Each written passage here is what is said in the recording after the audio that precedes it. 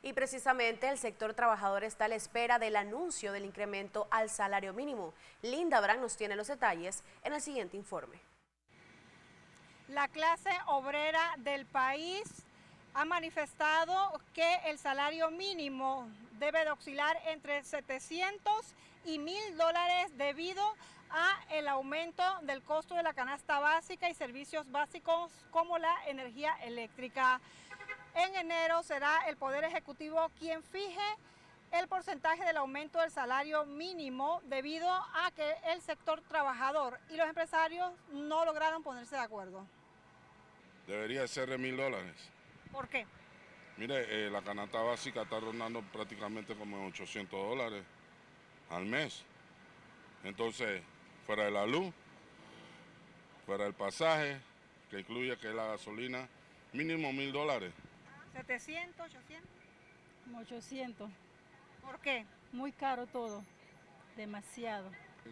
1.000 balboas, que algo accesible y resuelve muchos problemas. ¿Cree que debe ser el salario mínimo en Panamá? Ay, más o menos como en $600 más o menos. No alcanza. Y ni así alcanza.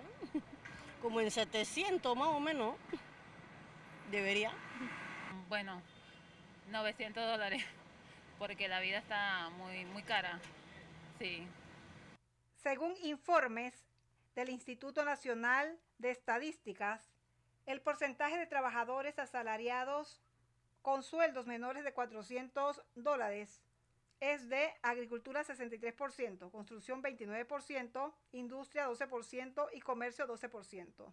En Panamá hay cerca de 50 salarios mínimos, dependiendo de la actividad económica y la región del país.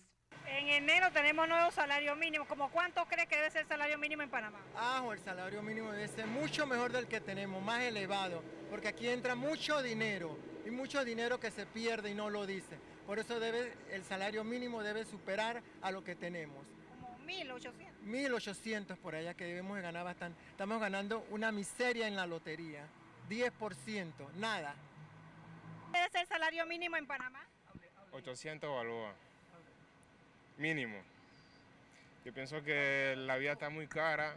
Yo por lo menos ando por ese salario en este momento y por lo menos en David es un poco más accesible, pero aquí en la ciudad está muy difícil. La comida cara. Cara, el transporte, dependiendo, pues, o sea, yo gasto en Metrobús, gasto en bus y si te exige, pues, pienso que con 800 mínimo deberían de subirlo. El último ajuste al salario mínimo de los trabajadores fue entre 1.5% y 13%. Y está la discusión de este salario mínimo. Es decir, ¿qué crees que debe pasar? Porque de subir el salario mínimo, también tú lo que estás haciendo es poniendo otro valladar más a la inversión privada.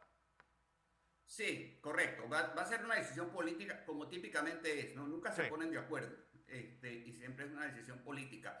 En los próximos 5 años, la absoluta mayoría de los empleos que van a ser generados serán informales. O sea, y no estoy descubriendo el agua tibia. Es porque así ha sido durante los últimos 10 años.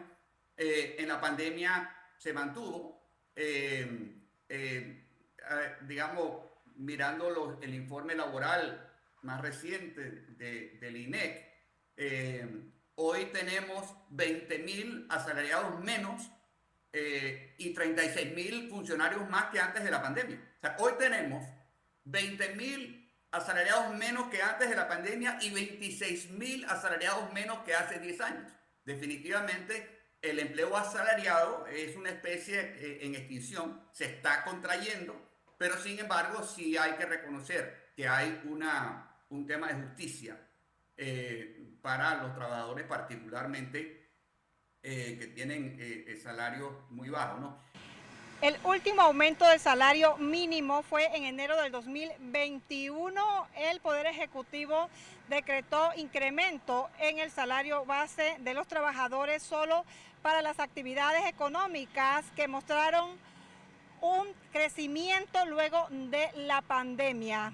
Sin embargo, no se aumentó el salario mínimo para la pequeña y mediana empresa como hoteles, y restaurantes. Con cámara de Carlos Figuera, Linda Brand, Next Noticias.